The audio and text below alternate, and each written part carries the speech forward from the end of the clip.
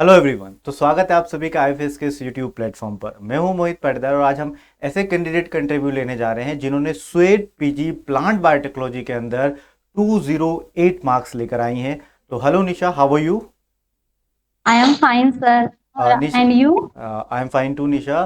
First of all congratulation for qualifying स्वेट PG exam with 208 score out of 300 Nisha. Thank you so much, sir. Okay okay Nisha, first of all introduce your self.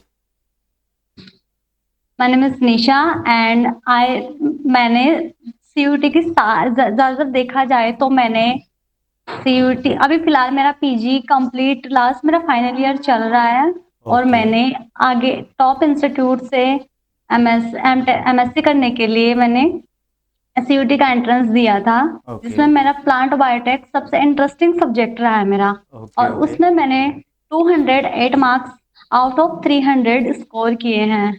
और मैंने सारा content IFS से ही अच्छा। पढ़ा है मेरा। मैंने आईएफ से ही सब्सक्रिप्शन ले रखा था।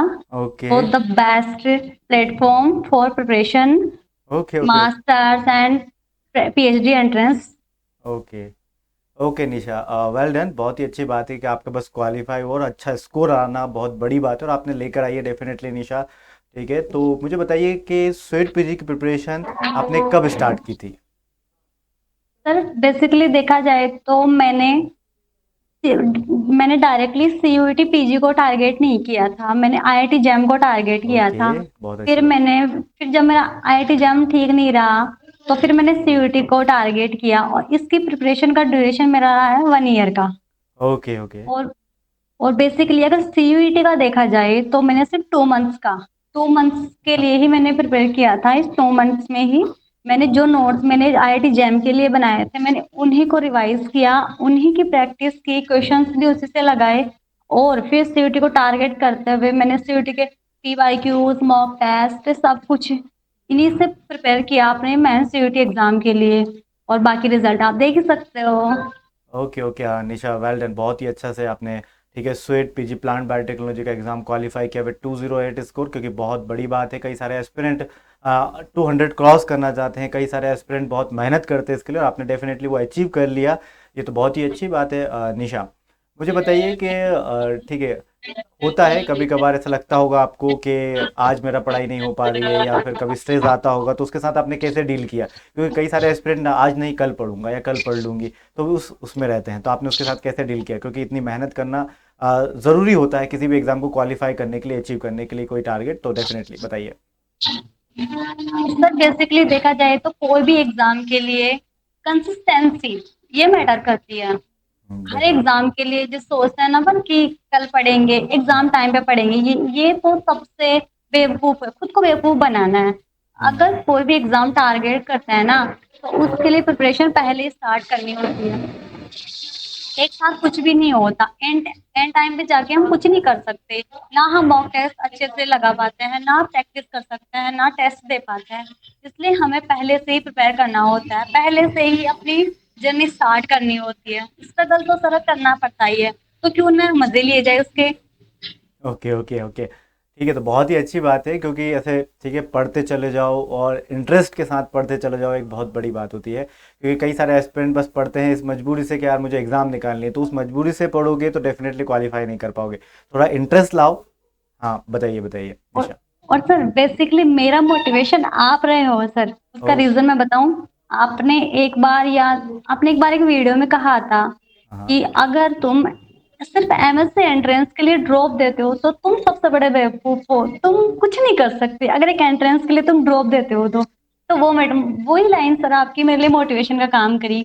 क्यों दूं मैं ड्रॉप सर, 1 ईयर बहुत बड़ा होता है स्टूडेंट के लिए। और मेरे डेफिनेटली। लिए इतना पेशेंस मैं नहीं लेके चल सकती 1 साल तक कि मैं पूरे 12 महीने वेट करूं उसी मंथ का, उसी एग्जाम डे का, उसी एग्जाम के लिए। तो क्यों ओके। ना स्ट्रगल अभी थोड़ा सा और स्ट्रगल कर लेते हैं बाद में, डेफिनेटली। 1 साल बर्बाद करने के बजाय। ओके ओके निशा, मुझे याद आया। ठीक है, मैंने कहा था कि आप ऑलरेडी पहले कई सारे एस्पिरेंट नीट के लिए ड्रॉप दे चुके हो, अभी फिर से ड्रॉप दोगे तो प्रॉब्लम्स होंगी डेफिनेटली। तो इससे बेस्ट है कि अभी से पढ़ना स्टार्ट कर दो। अभी भी पढ़ते हो तो डेफिनेटली आपका अच्छा स्कोर आएगा, और आपने पढ़ा, जब से पढ़ा और आज आपका देखो 208 स्कोर आया है डेफिनेटली निशा। ठीक है, अच्छा लगता और है जो एस्पिरेंट हमारी बातें सुनते हैं, हमारी बातों को फॉलो करते हैं, मानते हैं और जो हम कहते हैं वैसा करते हैं, क्योंकि कहीं ना कहीं हमारे पास भी वो बातें हमारे एक्सपीरियंस से आती है। और आप सभी के जो कैंडिडेट्स हैं जो क्वालिफाई करते हैं एक अच्छे स्कोर के साथ, उन सब के इंटरव्यू लेते समय जो उनका एक्सपीरियंस होता है उन सब से आती है डेफिनेटली। और निशा, और कुछ कहना चाहेंगे हमारे एस्पिरेंट को जिन्होंने भी ठीक है स्वेट पीजी को टारगेट करना है या आईआईटी जेम गेट बी को टारगेट करना है, तो उनके लिए आप क्या कहना चाहती हैं? कुछ इंपॉर्टेंट टिप्स और आपकी तरफ से जो भी आपके पर्सनल एक्सपीरियंस बेसिस पर जो भी सजेशन हो तो डेफिनेटली वो ज़रूर दीजिए। सर ज़्यादा कुछ तो नहीं, बेसिकली मैं भी उन्हीं में से थी अभी। 1 साल पहले मुझे भी कुछ समझ नहीं आया था क्या करूँ। मुझे कोई मोटिवेशन, सर कोई मोटिवेशन काम नहीं करता। फिर वही बात है, सबसे बेस्ट मोटिवेशन टीचर्स ही होते हैं, हमारे सीनियर्स होते हैं, उन्होंने क्या फेस किया। और प्रिपरेशन के ड्यूरिंग अब सबसे बेसिक है कि प्रैक्टिस कंसिस्टेंसी से करते रहिए। प्रैक्टिस जितना आप कम पढ़ोगे तो चलेगा, प्रैक्टिस कम होगी ये नहीं चलेगा सर। आप टेस्ट दो के बजाय एक पर डे देते रहेंगे तो अच्छे से प्रिपरेशन हो जाएगी। इससे एग्जाम का पैटर्न भी अच्छे से याद हो जाता है, एग्जाम में क्वेश्चन आप कहाँ से आएंगे ये भी पता हो जाता है।